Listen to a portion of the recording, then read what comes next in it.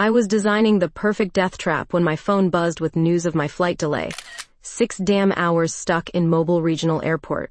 Perfect. Just perfect. Outside, lightning cracked the sky open like a cosmic egg, rain hammering against the terminal windows with a violence that matched my mood.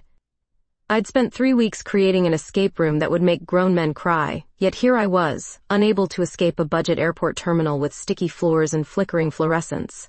Ladies and gentlemen, we apologize for the inconvenience. The announcement droned on while I slumped deeper into the molded plastic chair, my laptop balanced precariously on my knees. The blueprint for my newest puzzle room, Fent Midnight Labyrinth, glowed on the screen, mocking me with its complexity.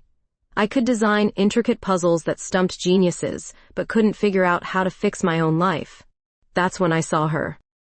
Across the waiting area, a woman with dark hair cascading over one shoulder sat cross-legged in her seat, hunched over what looked like a puzzle magazine.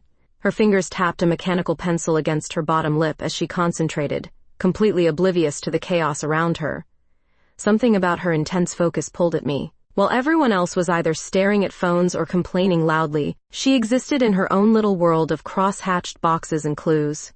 I watched her longer than I should have. The way her brow furrowed when she encountered a difficult clue, how she'd occasionally smile slightly when solving something particularly challenging.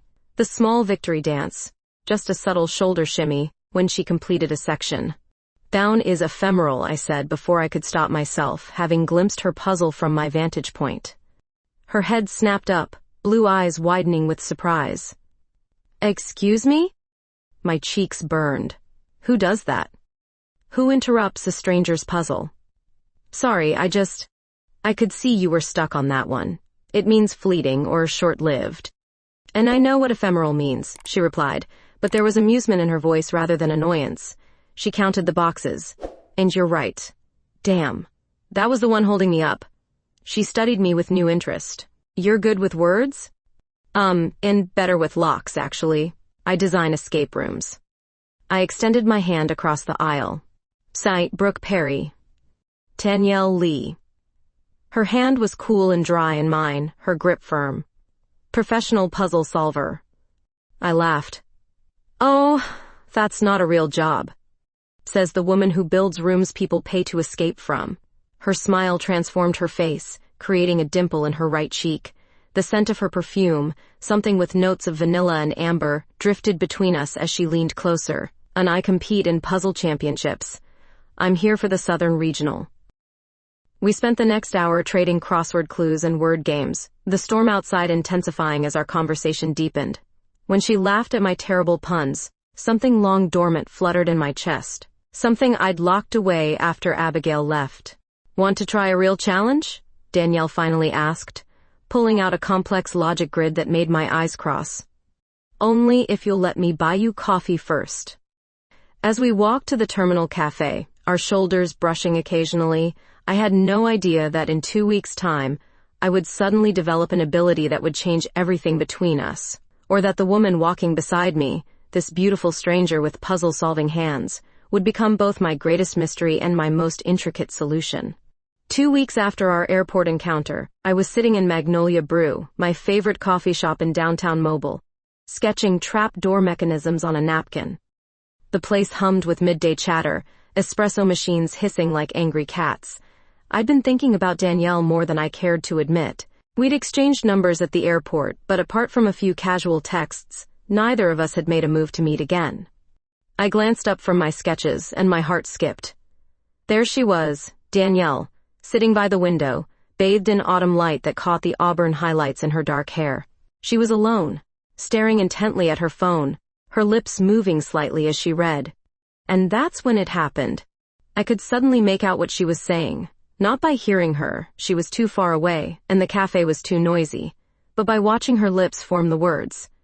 Can't believe I'm bombing this badly. 3 more days and I'm out. I blinked, confused. Had I somehow developed the ability to read lips?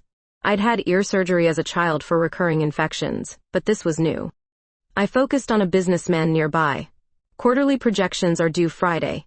And clear as day, though I couldn't hear a word he said.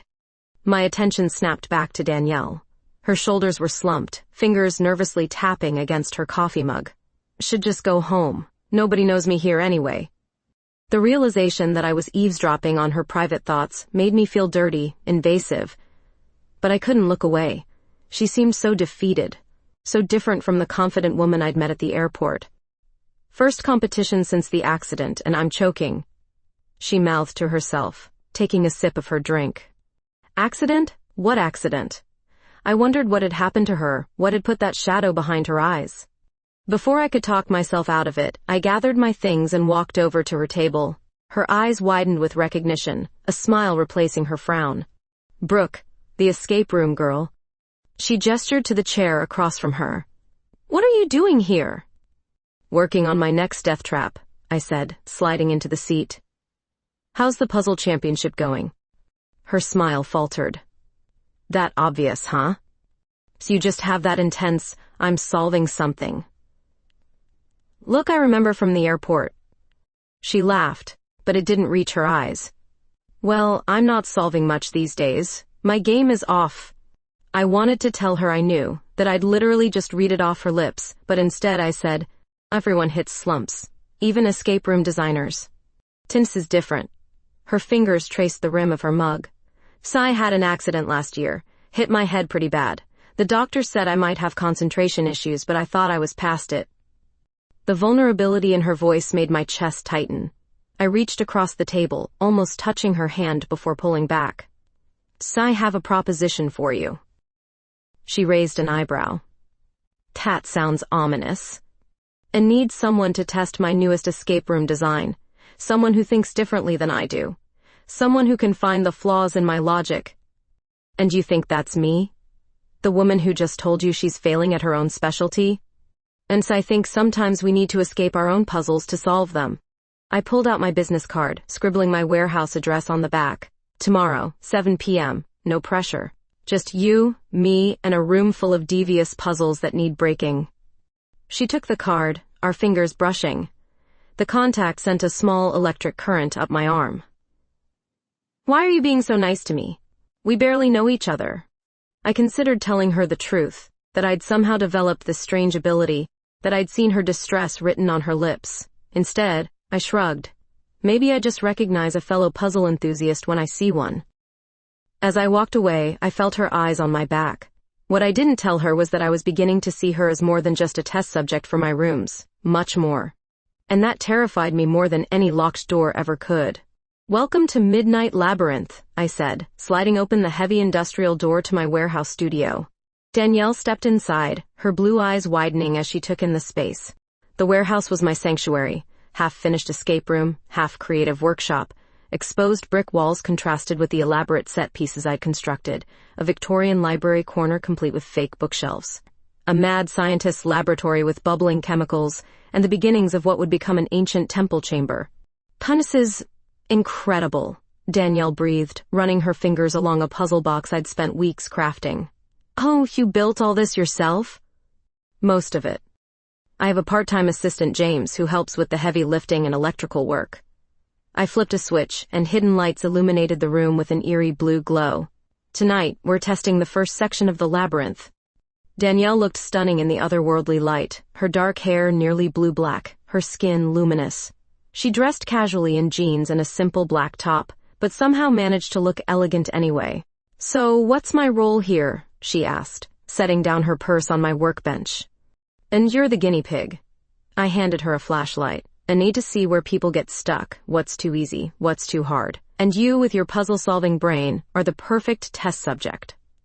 I led her through a narrow hallway into the main escape room area. The theme was a mysterious library that transformed into different environments as players solved puzzles. I'd spent months on the mechanics, creating sliding walls and hidden compartments that would reveal themselves at just the right moment. The premise is that you've been trapped in a magical library where the books are portals to other worlds, I explained, watching her face light up with interest. And you have to solve the puzzles to find your way back home. And let's do this, she said, rubbing her hands together with excitement. For the next hour, I watched Danielle work through my puzzles with impressive speed. Her mind worked differently than mine. Where I thought linearly, she saw patterns. Where I created sequential challenges, she found shortcuts. Several times, our hands brushed as we examined clues together, each contact sending inappropriate jolts through my system. "'Tis sequence here," she said, pointing to a series of symbols I'd carved into a fake stone tablet. "'Tis almost perfect. But there's an ambiguity in the third symbol that might throw people off." I leaned closer to see what she meant, our shoulders touching. The scent of her perfume, the same vanilla and amber from the airport, filled my senses. We were close enough that I could see a tiny freckle near her temple that I hadn't noticed before. "Oh, you're right," I said, my voice embarrassingly husky. I cleared my throat. "I'll fix that tomorrow." We moved to the next section, where players had to align mirrors to direct a beam of light to unlock a door. As Danielle worked through the puzzle, I found myself watching her more than the mechanics. The way she bit her lower lip when concentrating. How she tucked her hair behind her ear when she had a breakthrough. "Almost got it," she murmured, adjusting the final mirror. That's when the storm hit. A crack of thunder so loud it seemed to shake the building was followed immediately by darkness as the power cut out. My emergency lights should have kicked in, but nothing happened.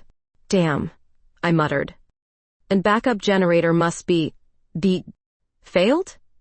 Danielle's voice came from the darkness, surprisingly calm. "Yeah." I fumbled for my phone to use as a flashlight, but realized it was on my desk in the workshop area. "Please tell me you have your phone." "Left it in my purse. By your workbench." We both laughed nervously, suddenly aware that we were genuinely trapped in a half-finished escape room during a power outage. "Well," I said, feeling my way toward where I thought she was standing. "This is embarrassingly on brand for me." My hand found hers in the darkness. I meant to let go immediately, but somehow our fingers remained intertwined. "I guess we're really testing your escape room now," she said softly, her voice much closer than I expected. Another crash of thunder, and a flash of lightning briefly illuminated her face, inches from mine, eyes wide, lips slightly parted.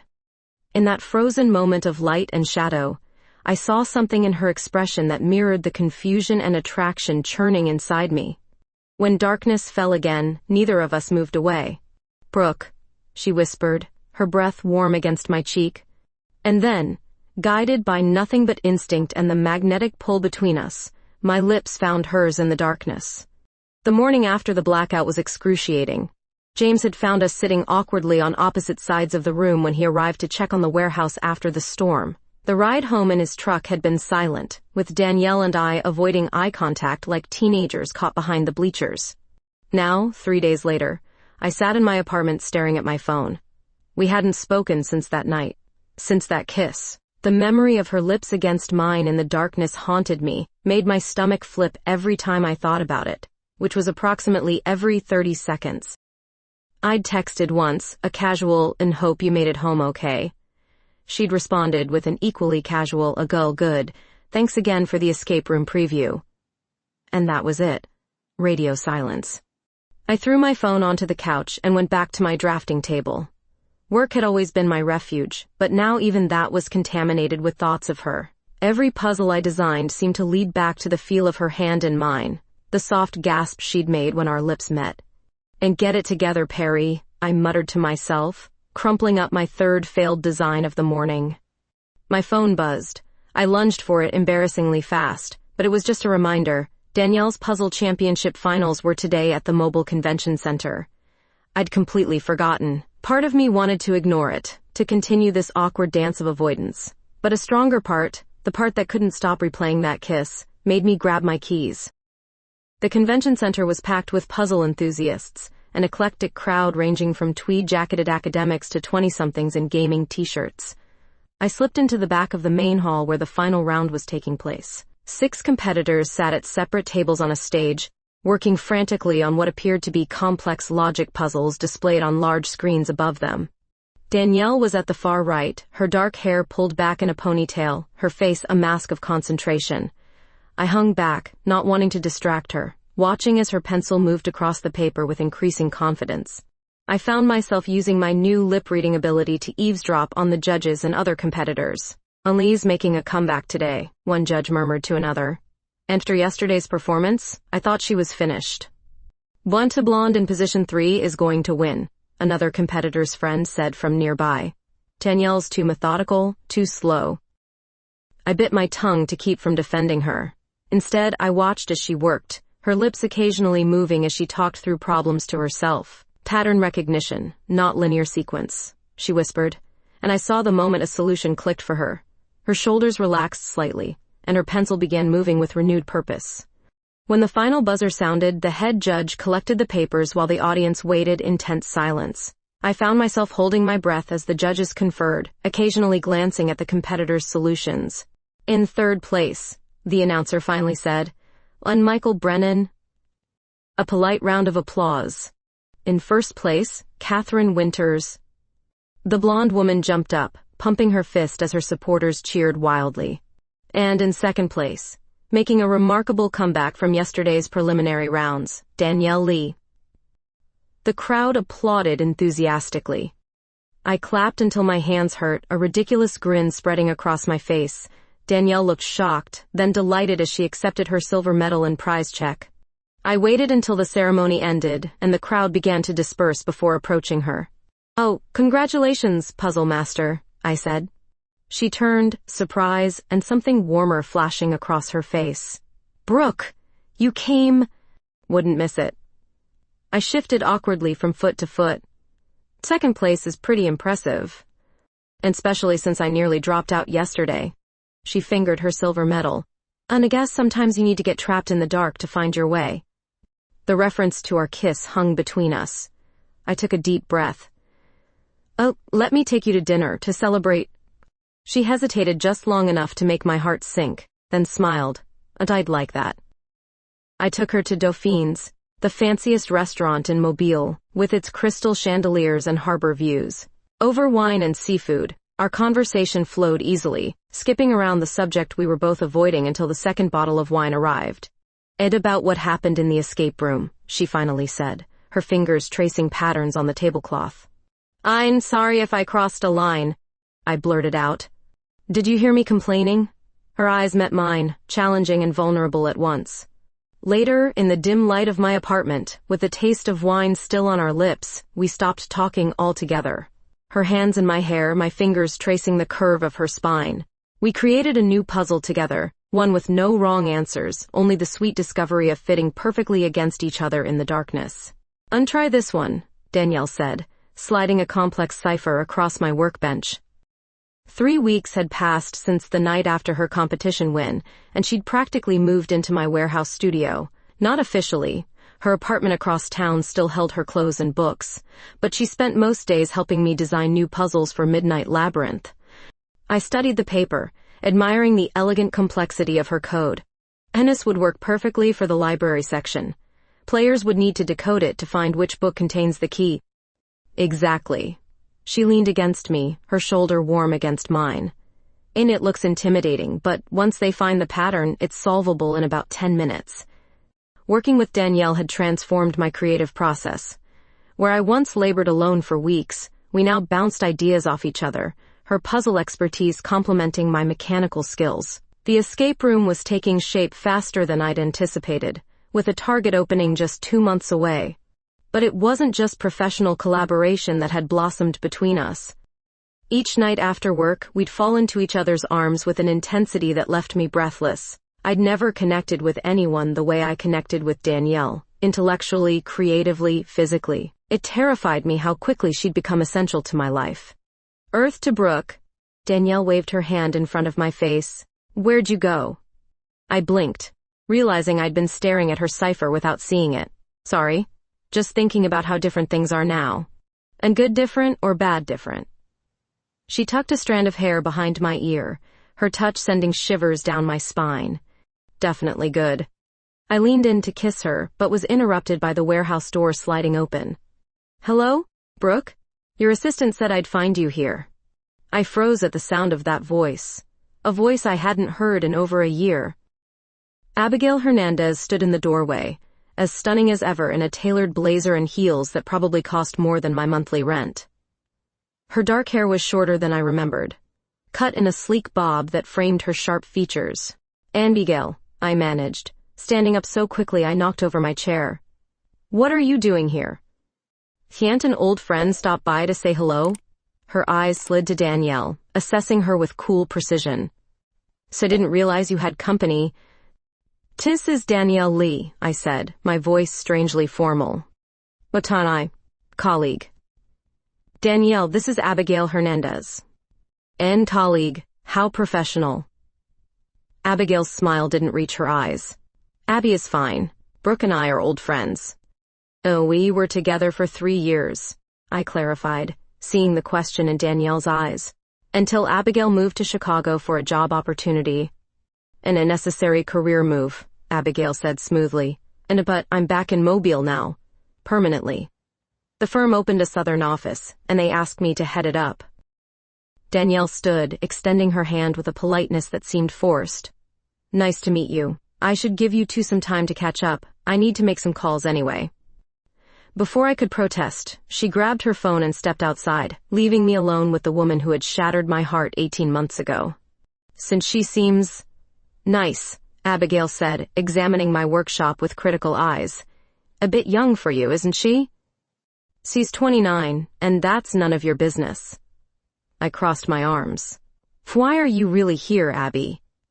"And I told you, I'm back in town." She moved closer, her familiar perfume, expensive with notes of jasmine, triggering unwanted memories. "And I thought maybe we could talk about us." "And there is no us. Not anymore." From outside, I could see Danielle pacing as she talked on her phone. With my newfound ability, I could read her lips through the window. Just showed up out of nowhere. His ex. "You should see her, Marcus, like a damn supermodel." My stomach twisted. Who was Marcus? And why was Danielle calling him about this? Abigail's voice pulled me back. "Don't be hasty, Brooke. We were good together once. We could be again." You left me," I reminded her, "for a corner office and a view of Lake Michigan." "And I made a mistake." She reached for my hand, but I stepped back. "So I missed you. Missed this. Your creativity, your passion." Through the window, I saw Danielle's lips form words that made my blood run cold. "Don't know if I can compete with someone like that." Maybe this was moving too fast anyway. Abigail was still talking, something about second chances, but all I could focus on was Danielle outside, apparently telling someone named Marcus that she was having doubts about us, about me. When Danielle finally came back inside, her face was composed but distant. Abigail, sensing the tension, made a graceful exit, but not before pressing her business card into my hand. "Call me, for old time's sake." After she left, Danielle and I worked in silence for an hour, the easy rapport of the morning shattered. When she finally spoke, her voice was carefully neutral. "So that's the famous Abigail. How did you know about her?" "Tames mentioned her once, said she did a number on you." I nodded, not trusting myself to speak. All I could think about was what I'd seen her say to Marcus. Who was he? A friend? An ex? Someone waiting in the wings? "And should go," Danielle said finally, gathering her things. "Ain't I have an early meeting tomorrow." She kissed me goodbye, but it felt perfunctory, her mind clearly elsewhere. As she walked out, I wondered if Abigail's unexpected appearance had just unraveled the best thing that had ever happened to me. The email arrived on a Tuesday morning, its subject line deceptively mundane, and business opportunity, Enigma Entertainment.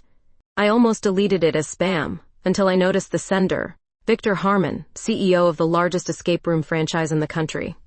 I read it 3 times, my heart racing. Enigma wanted to buy my Midnight Labyrinth concept, not just license it but purchase it outright for their flagship location in New York.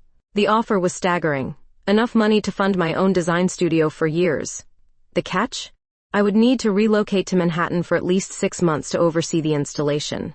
6 months away from Mobile, away from Danielle. I stared at my phone, thumb hovering over her name.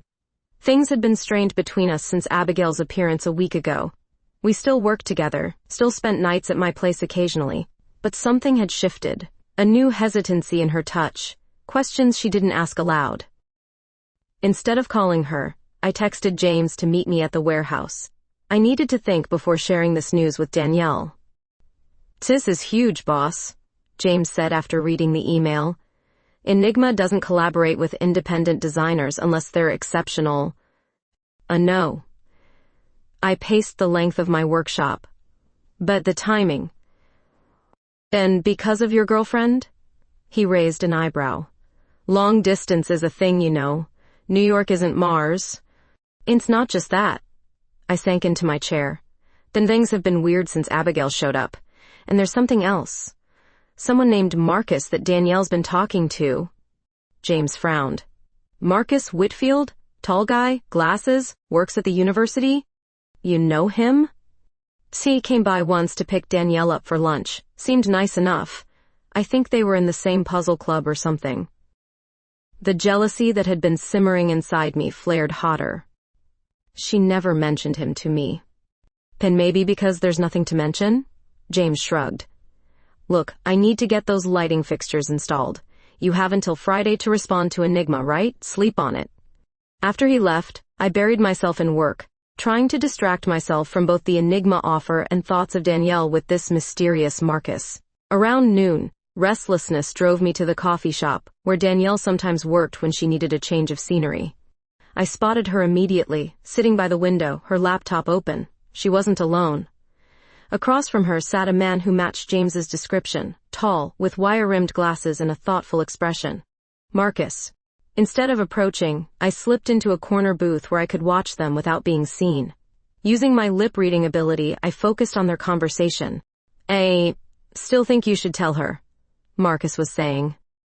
Danielle shook her head. It's complicated. She's got her ex circling again, and now this opportunity. My blood ran cold. How did she know about the Enigma offer? You're making excuses, Marcus replied. If you care about her the way you say you do, and do care about her, that's why this is so hard. Danielle ran a hand through her hair. And I've never felt this way about anyone before. Marcus reached across the table, squeezing her hand. The gesture seemed intimate, comfortable. And don't let fear make this decision for you. I couldn't watch anymore. I slipped out before either of them could notice me, my mind racing with questions. What was Danielle afraid to tell me? How did she know about Enigma? And what exactly was her relationship with Marcus? Back at my apartment, I found Abigail's business card still sitting on my counter.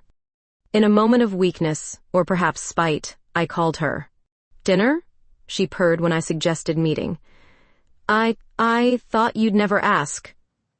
That evening, as I dressed to meet Abigail, my phone chimed with a text from Danielle. Can we talk tonight? Important.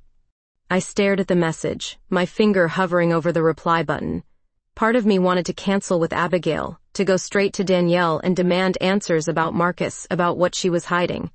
Instead, I typed, can't tonight. Early morning tomorrow. Tomorrow evening? Her response came quickly. Sure. Tomorrow then?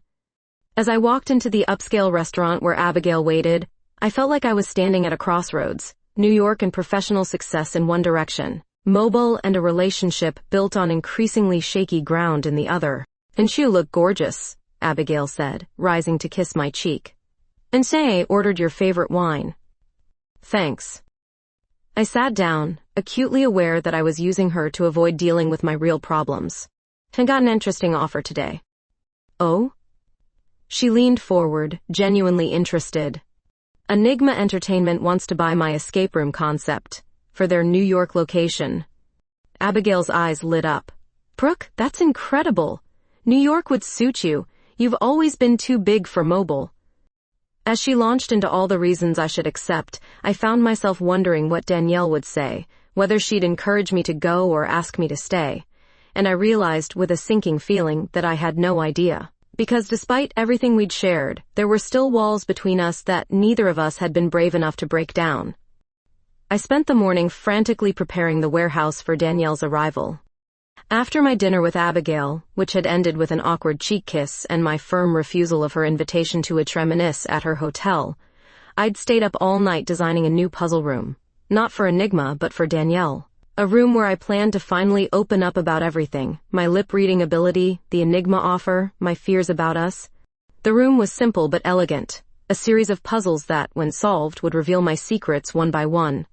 The final puzzle would unlock a box containing 2 items, a key to my apartment and the Enigma contract, unsigned. My way of saying, this is where I stand, now where do you stand? James helped me set up the mechanics, giving me concerned looks but asking no questions. When we finished, he squeezed my shoulder. Whatever you're trying to say with all this, I hope she hears you. Danielle arrived at 7, her expression guarded. So, what's this new room you wanted me to test? It's different from the others, I said, leading her inside. More personal. The first puzzle was a cipher, her specialty. When solved, it revealed the message, and saw I can read lips. Since that day at the coffee shop, I'm sorry I didn't tell you sooner. She stared at the decoded message, then at me. You can... what? Sent read lips. It started after we met at the airport. I don't know how or why. I swallowed hard. That's how I knew you were struggling with the competition. I saw you talking to yourself at the coffee shop. Her face went through a series of emotions. Shock, confusion, then something darker. So you've been... what? Spying on me? Not intentionally. But yes, sometimes I've seen things I shouldn't have. Like what? Her voice was dangerously quiet. I hesitated. Like your conversation with Marcus at the coffee shop yesterday. Her eyes widened. You were there, watching us? I saw you by accident. I was coming to talk to you about something important, and there you were with him, holding hands. And he was comforting me, not... She stopped, shaking her head. This is so messed up, Brooke. Do you have any idea how invasive that is? No. I'm sorry. I gestured to the next puzzle. Please, just finish the room. There's more I need to tell you. Reluctantly, she continued. The second puzzle revealed my enigma offer. The third, my fears about her and Marcus. With each revelation, her expression grew more closed off. So you thought what? That I was cheating on you with Marcus? She laughed bitterly. Marcus is my oldest friend. He's also engaged to a wonderful man named David. I felt my face flush with embarrassment, and didn't know. You never mentioned him. Then because I don't catalog every friendship for your approval. She paced the room. And this enigma deal. Were you even going to discuss it with me before deciding? That's why I created this room. To lay everything out. In a controlled environment where you set all the parameters. She shook her head. That's not how relationships work, Brooke. Before I could respond, her phone rang. She glanced at it, frowning. I have to take this. It's about the championship. She stepped outside, and I couldn't help myself. Through the window, I watched her lips as she spoke. Yes, this is Danielle Lee. What? That's ridiculous. No, I didn't cheat. How could I possibly have known the puzzles in advance? My stomach dropped. Something was very wrong. When she came back inside, her face was pale. That was the American Puzzle Championship Committee. Someone has accused me of cheating in the mobile competition. They're saying I had advanced knowledge of the puzzles. That's absurd, I said. Who would accuse you of that? Catherine Winters, the woman who won first place. Danielle sank into a chair. She claims she saw me practicing similar puzzles before the competition. That's not possible unless... My voice trailed off as realization dawned. Unless what? Danielle's eyes narrowed. Unless someone from the inside leaked them. I ran a hand through my hair. The day before your competition, I saw you working on puzzles at the coffee shop. You were struggling, and I wanted to help. I may have used my ability to read the lips of one of the judges who was discussing the puzzle formats with another judge at a nearby table. For you did what? Danielle stood up, her face a mask of horror. So I didn't tell you specific answers. Just general strategies I overheard. I thought I was helping. But by cheating? Do you have any idea what you've done? Her voice broke. My reputation, my career. It's all I have. I'll come forward, I said desperately. And I'll tell them it was me, that you had no idea. And admit you can read lips, that you eavesdropped on confidential conversations. They'll think we planned it together. She gathered her things. I need to go. I need to think. Danielle, please. No. She held up a hand. You've done enough, Brooke. More than enough. As the door closed behind her, I stood in my half-finished puzzle room, surrounded by the elaborate mechanism I'd built to reveal my truths, only to discover that some truths, once revealed, can't be locked away again. 2 weeks of silence, 2 weeks of unanswered texts and calls that went straight to voicemail, 2 weeks of throwing myself into work, finalizing the Enigma contract without signing it, and ignoring Abigail's increasingly persistent messages. Then, on a rainy Tuesday evening, a knock at my door. I opened it to find Danielle standing there, soaked from the downpour, her dark hair plastered to her face. She looked exhausted, with shadows under her eyes that hadn't been there before. "Can I come in?" Her voice was raspy, as if she hadn't used it much lately. I stepped aside wordlessly, my heart hammering against my ribs. She walked past me, leaving wet footprints on my hardwood floor, and stood awkwardly in the middle of my living room. "I need answers," she said finally, "and real ones. Not puzzles, not games, just the truth." I nodded, gesturing for her to sit. She remained standing. "So long have you been able to read lips?" she asked. "And since, shortly after we met. It started suddenly without warning." I took a deep breath. "And I had corrective surgery for hearing loss when I was a child. The doctor said there might be neurological side effects later in life. I never expected this.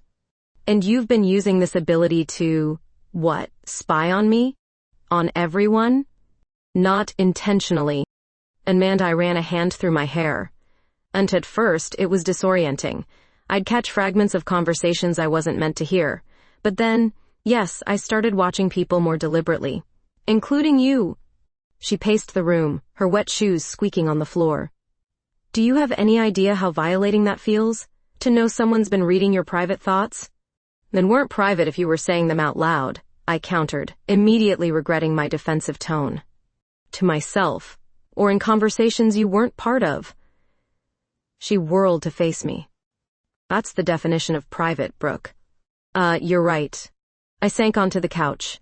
"I'm sorry. I should have told you sooner." "Why didn't you?" And at first, because it was too strange to explain. Then, because I was afraid of exactly this reaction. I looked up at her. And later, because I was afraid of losing you. She laughed bitterly. "Well, that worked out great, didn't it?" A heavy silence fell between us. Outside, thunder rumbled, echoing the tension in the room. "What happened with the championship committee?" I finally asked. Danielle's shoulders slumped. "I've been suspended pending investigation. My reputation is in tatters. People I've competed with for years now look at me like I'm a fraud." "And told you I'd come forward?" "And I told you that would only make things worse." She sat down at last, keeping a careful distance between us. "Marcus has been helping me prepare my defense." The mention of his name still triggered a twinge of irrational jealousy, despite knowing the truth about him now. And nothing. It's my word against Catherine's. Unless, she hesitated, unless you can somehow prove what you heard without revealing how you heard it. I've been thinking about that. Instead, I stood up and went to my desk, retrieving a notebook, and I wrote down everything I remember from that day. The judges' names, what they were wearing, exactly what they said about the puzzle formats. If some of those details match information, only insiders would know. Danielle took the notebook, flipping through it with growing astonishment. "This is incredibly detailed. It's both a blessing and a curse." I tapped my temple, and I remember everything I see people say, word for word. She studied me with new eyes. "For hearing loss, tell me about it." The abrupt change of subject caught me off guard. "What?" "So her childhood hearing loss, the surgery. Tell me." But I sat back down, confused by her intensity but willing to answer. And I had chronic ear infections as a kid. By the time I was 10, I'd lost about 60% of my hearing in both ears. The surgery restored most of it, but the doctors warned there might be unusual neural adaptations as my brain rewired itself. "And no one else knows about your lip-reading ability?" "Just you. And now James, I guess, since he helped me with that puzzle room." I hesitated. "Why are you asking all this?" Because I'm trying to understand you." She set the notebook aside. "I'm trying to understand how someone so brilliant at creating puzzles could be so terrible at solving the most important one. Which is, how to trust another person." She moved closer, her eyes searching mine. "So built literal and figurative walls around yourself, Brooke. Puzzles for people to solve to get to you. But you never let anyone all the way in?"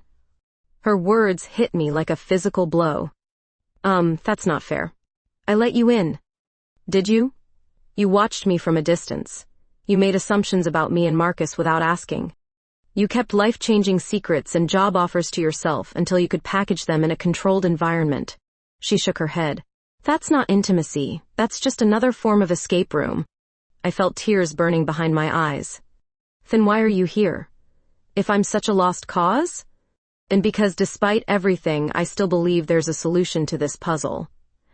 She reached for my hand, her touch sending electricity through me after 2 weeks of absence. But you have to be brave enough to play without knowing all the rules first. As her fingers intertwined with mine, I realized that for all my ability to read what people were saying, I'd missed what they weren't saying. All the things that could only be communicated through trust, vulnerability, and the courage to step into uncertainty together. The Enigma contract sat on my kitchen counter, the deadline for signing it just 24 hours away. I stared at it while nursing my third cup of coffee, the New York skyline on the letterhead seeming to taunt me with possibilities. My phone buzzed with a text from Danielle, and meeting with championship committee in an hour. Wish me luck. It had been 3 weeks since our confrontation in my apartment.